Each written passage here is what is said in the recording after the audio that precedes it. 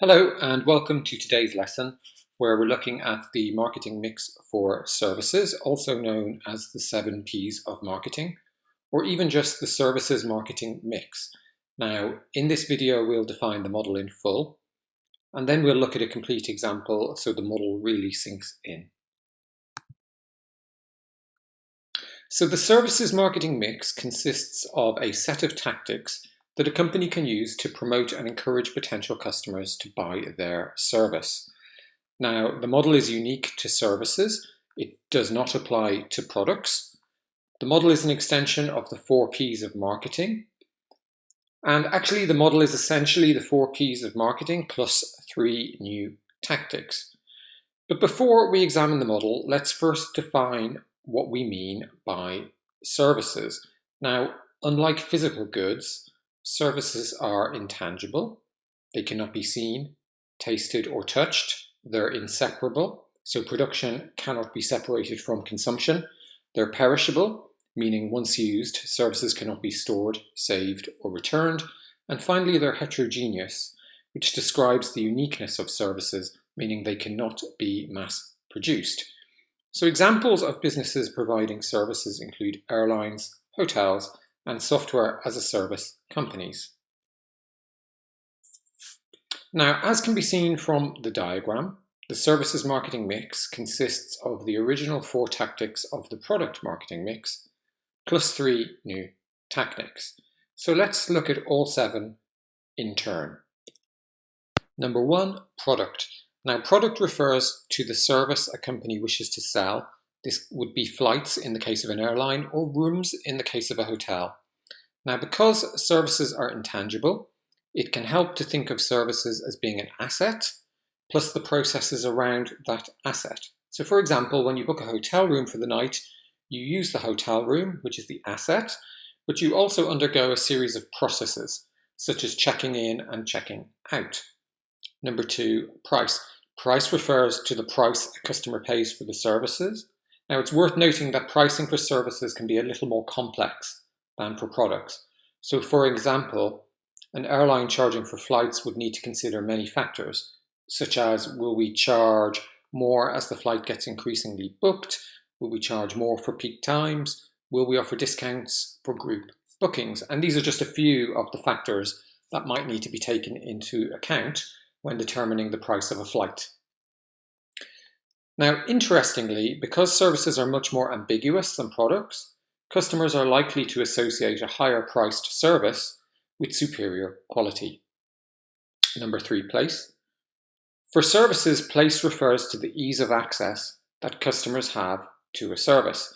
Now, this can involve a physical decision, such as where to locate a hotel, but it also involves determining which affiliates to use to help you to sell the service. For example, if you're selling hotel rooms, you might choose to use hotels.com as your affiliate.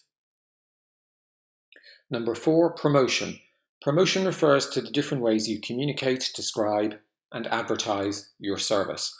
Now, because they are intangible, services can be more difficult than products to promote, and that's because there's nothing physical that can be assessed by a potential customer.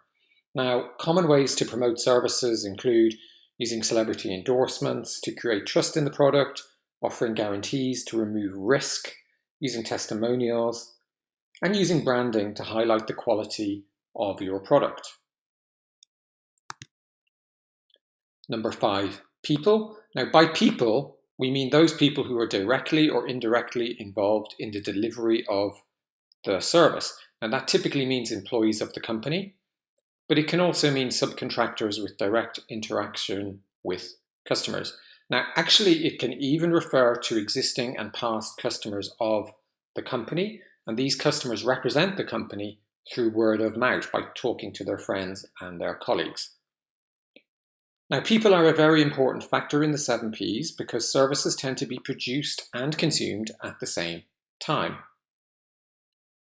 And because of this, the behavior of these people is very important in determining the experience of the customer using your service. Now, all services business should ensure that staff are well trained and motivated. Number 6, physical evidence. As we've already defined, services are intangible, But despite this, the delivery often involves some tangible elements.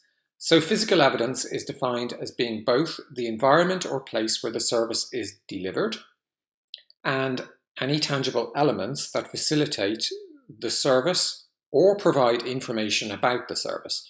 So based on this definition, physical evidence includes things such as the company's website, their annual accounts, if they're publicly available, any logos or brochures, or even the buildings that the services are provided from. So as an example, think about a hotel that someone wants to visit for the first time. The physical evidence might include pictures of the hotel, past customer reviews online, and the hotel's proximity to the centre of town. Number 7, process. Process refers to the procedures, mechanisms, and flow of activities that occur when the customer and the business interact with each other. So when, for example, a customer books a hotel room, a process is triggered. When the customer then checks into the hotel, another process is triggered. And obviously then when they check out, yet another process is triggered. Now, all of these processes need to be tightly controlled to ensure consistent customer experience. They're usually defined in written standard operating procedure documents.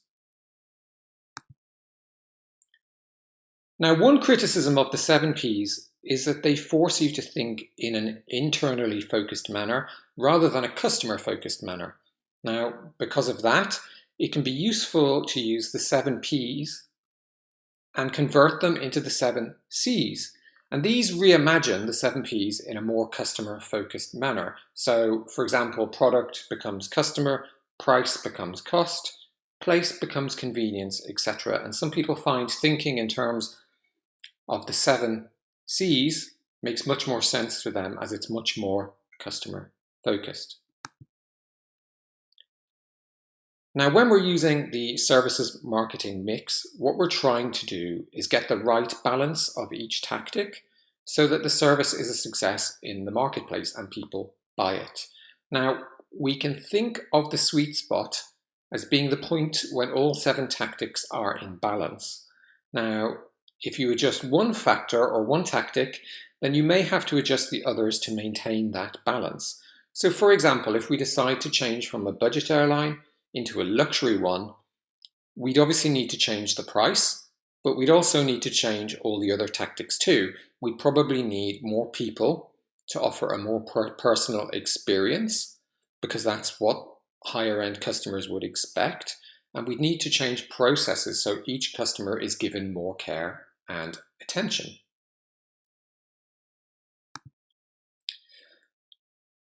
So let's use the example of a luxury hotel to see the services marketing mix in action and bring everything together. So firstly, product. So the core product of the hotel is its rooms, which customers stay in for a period of time. Of course, there's more to a luxury hotel than just its rooms. There's also its restaurants, Wi-Fi, spa, etc., etc. Next is price. Now, in the case of a luxury hotel, price will vary according to room size. So, as you might expect, a large suite with a cityscape view costs significantly more than a small room with no view. And that's because the value perceived by the customer is much greater and therefore they are prepared to pay more.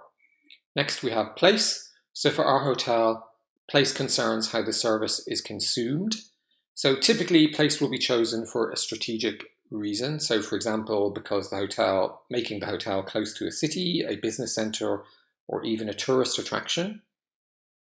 The location of the hotel is obviously in one fixed place. However, place could also mean that a mobile app is used to give customers easy access to concierge services wherever they happen to be while they're staying at the hotel. Next, we have promotion. So for our luxury hotel, promotion could include advertising on travel websites related to the location of the hotel. It could also mean directly advertising to past customers using social media and press releases. Next, we have people. There'd be many people who interact with guests, including managers, receptionists, concierge staff, spa staff, waiters, etc. Next comes process. Now, the key processes for a luxury hotel include things that happen when a guest books a room, checks in, and obviously checks out. Each of these will have a unique and formal process associated with it, designed to delight the customer.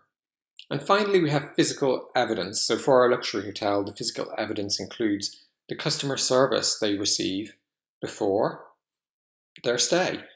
It also includes, the hotel's website and any online reviews or online photos that people have posted, amongst other things.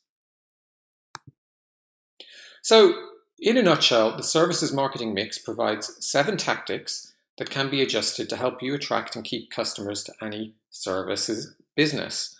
Now, when you're using the tool, the aim is to find the right balance between all 7 tactics so your service is a success in the marketplace.